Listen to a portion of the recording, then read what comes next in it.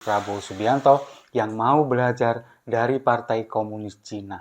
Nah, sekarang pertanyaannya, yang dulu teriak-teriak antek aseng pada kemana?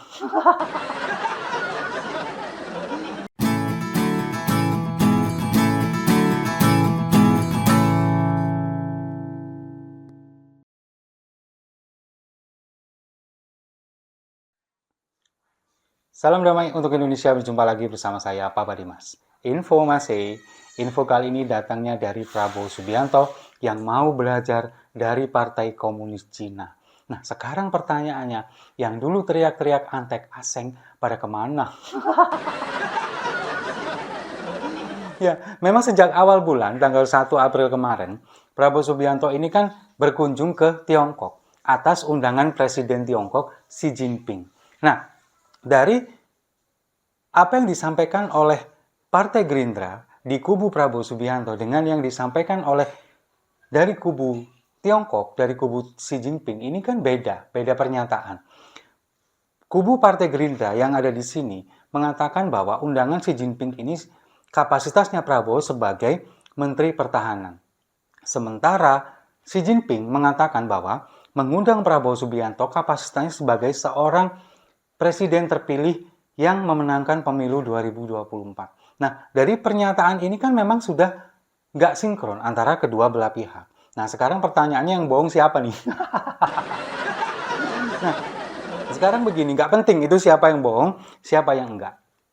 Tapi yang jelas, ketika Prabowo Subianto ini kemudian diundang ke sana oleh Xi Jinping dan datang berkunjung ke Beijing, pihak Kementerian Luar Negeri dari Cina ini kemudian mengatakan bahwa Prabowo Subianto ini memastikan bahwa dia akan meneruskan semua program Presiden Jokowi dan akan banyak belajar dari Partai Komunis Cina.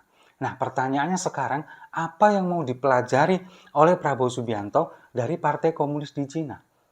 Itu yang akan dipelajari, kan otomatis nanti akan dibawa ke negara kita. Nah, sekarang pertanyaannya, apa yang bisa dipelajari dari Partai Komunis Cina? Kalau kita melihat dari beberapa komentar di media sosial tentunya, para pendukung Prabowo Subianto dan kebanyakan juga adalah para penjilatnya, ini mengatakan bahwa apa yang ingin dipelajari Prabowo Subianto adalah bagaimana kemajuan teknologi di Cina yang kemudian bisa membawa negara ini menjadi kekuatan ekonomi baru, menyaingi Amerika Serikat.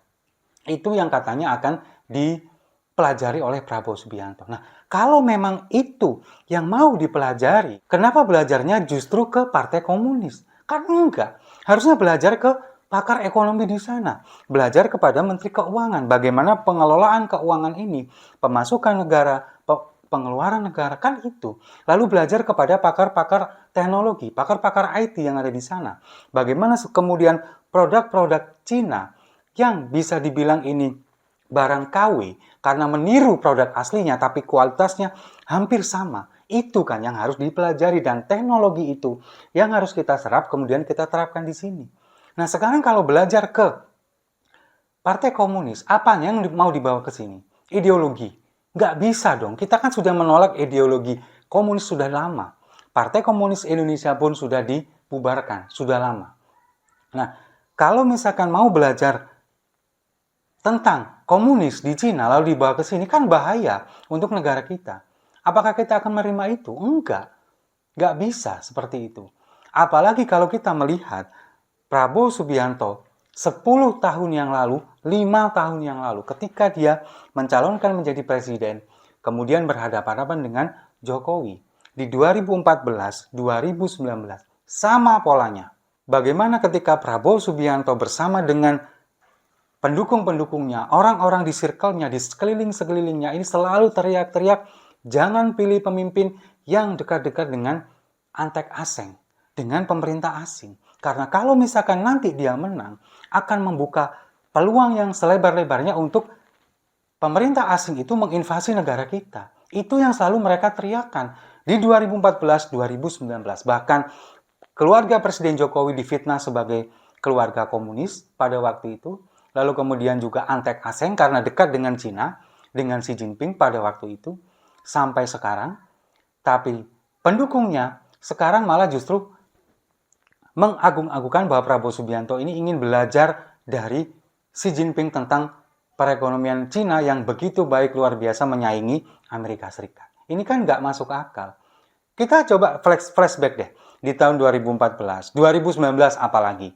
Ketika Pak Prabowo Subianto ini didukung oleh kelompok-kelompok radikalis, kelompok-kelompok dari 212, gerombolannya Rizik Syihab. Bagaimana mereka mengatakan bahwa Jokowi adalah antek asing, dia akan disetir oleh Cina, dia kemudian akan dimanfaatkan oleh Presiden Cina untuk menginvasi Indonesia, untuk menguasai sumber daya alam yang ada di Indonesia. Itu kan yang selalu mereka gaungkan dulu. Sekarang, mereka ini pada kemana semua? Kan itu pertanyaannya. Yang selama ini teriak-teriak antek asing, menolak asing, keberadaan Cina di sini, pada kemana semua sekarang? Gak ada suaranya ketika Prabowo Subianto menyampaikan ini. Ketika Kementerian Luar Negeri dari Cina menyampaikan ini, mereka pada nggak ada suaranya. Kalau memang mau belajar tentang teknologi di Cina, bagaimana perekonomian di Cina sangat amat bagus, luar biasa, itu kan nggak perlu belajar dari Partai Komunis. Kita belajar memang dari ahli-ahlinya. Bahkan seperti yang dilakukan oleh Presiden Jokowi beberapa waktu yang lalu, meskipun pada akhirnya sekarang menimbulkan masalah, yakni ketika pembangunan kereta cepat Jakarta-Bandung, WUS, yang kemudian lebih memilih Cina karena Cina mau mentransfer teknologi daripada memilih Jepang yang teknologinya lebih bagus, lebih canggih. Tapi Jepang tidak mau mentransfer teknologi. Akhirnya pemerintah Indonesia memilih pemerintah Cina membangun kereta cepat di sini karena mereka mau transfer teknologi. Tapi pada akhirnya itu kan menjadi permasalahan sekarang.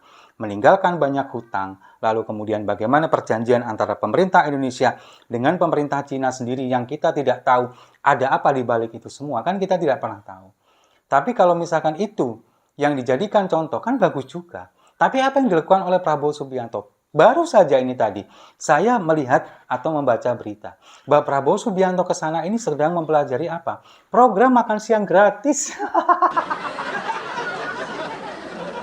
yang akan diterapkan di sini.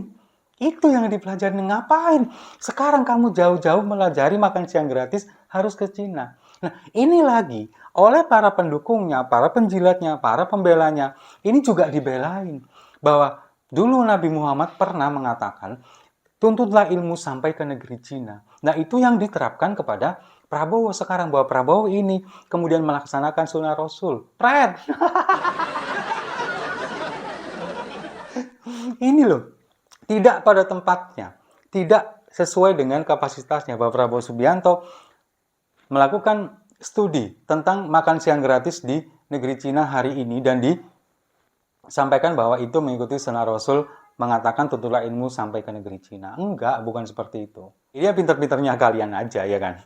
Nah, jadi apa yang dilakukan oleh Prabowo Subianto sekarang ketika dia melihat program makan siang gratis di Cina, itu kan berbeda, sangat amat berbeda kondisinya dengan di sini. Dia mengatakan menunya cukup sehat, kemudian juga sangat bermanfaat untuk masyarakat atau anak-anak di sana. Tapi kondisi di sini kan sangat amat jauh berbeda. Apalagi masalah anggaran. Yang kita sampai detik ini pun masih bingung. Anggaran ini mau didapatkan dari mana? Banyak simpang siur yang mengatakan dulu ini akan memotong subsidi energi, akan memangkas subsidi BBM, lalu kemudian menggunakan dana bantuan operasional sekolah. Sampai detik ini loh program ini belum jelas. Tapi itu yang sudah digembar-gemborkan, sudah digaung-gaungkan oleh beberapa pendukungnya, beberapa penjilatnya, bahwa ini adalah program yang akan sukses, akan dilakukan oleh pemerintah Presiden Prabowo dan Wakil Presiden Gibran, kalau misalkan nanti benar-benar dilantik dan tidak didiskualifikasi. Mengingat sekarang kan sedang ada gugatan PHPU di MK. Ada kemungkinan memang mengarah ke sana. Kalau kita melihat dari hakim-hakimnya, ada kemungkinan gugatan dari 01 dan 03 ini dikabulkan. Ya kita lihat saja nanti bagaimana kelanjutannya. Nah, tapi kalau kita melihat kunjungan Prabowo Subianto ke Cina ini memang sangat menimbulkan polemik, apalagi ketika dia ingin belajar dari Partai Komunis Cina. Sementara negara kita, ideologi Pancasila ini sudah final, tidak boleh dicampur adukan lagi dengan ideologi-ideologi yang lain, apalagi ideologi komunis yang bisa jadi akan diadaptasi Prabowo Subianto dari Cina dibawa ke sini. Dan kalau itu diterapkan di negara kita, itu sungguh sangat amat berbahaya. Tapi pendukung Prabowo Subianto, penjilat Prabowo Subianto, orang-orang yang ada di circle di sekelilingnya, meskipun apapun yang dilakukan oleh Prabowo Subianto, tetap jawaban mereka cuma satu, jogetin aja. Setuju ya? Saya rasa itu. Terima kasih sudah menyimak. Jangan lupa like, komen, dan subscribe. Sampai jumpa di video-video saya selanjutnya. Inkonsistensi selamanya akan inkonsisten.